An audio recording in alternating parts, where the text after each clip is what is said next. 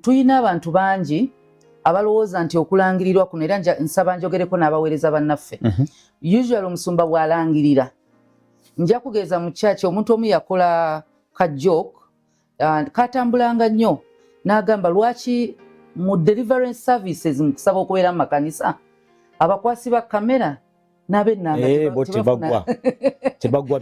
tebafuna deliverance. Nti ekibuzo kiri nti babana bizibu basobola okuba Yesu balina ebizibu.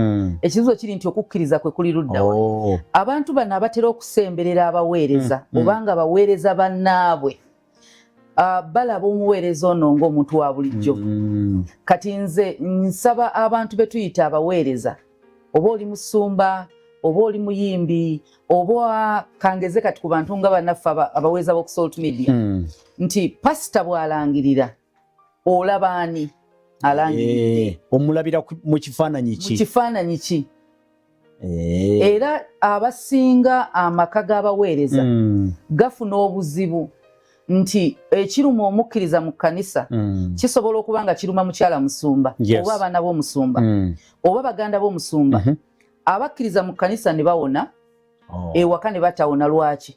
Kubanga omukyala ono takyalaba musumba, alaba mwami we. Bw'ayingira ekkanisa ng'atudde ku kituuti pasita Bugingo bw'aba abuulira nze ndaba ki? Abaana balaba taata, tebalaba muweereza wa Mukama. Era tebasitukangako bagende ewa omusumba Bugingo abasabire.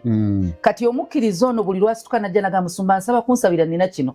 Kitegeeza buli ali close ku musumba alina okwegendereza okubanga amafuta ago talekera awo galaba. Bw'ajja mu maaso ge amugambye musumba nsaba kunsabira.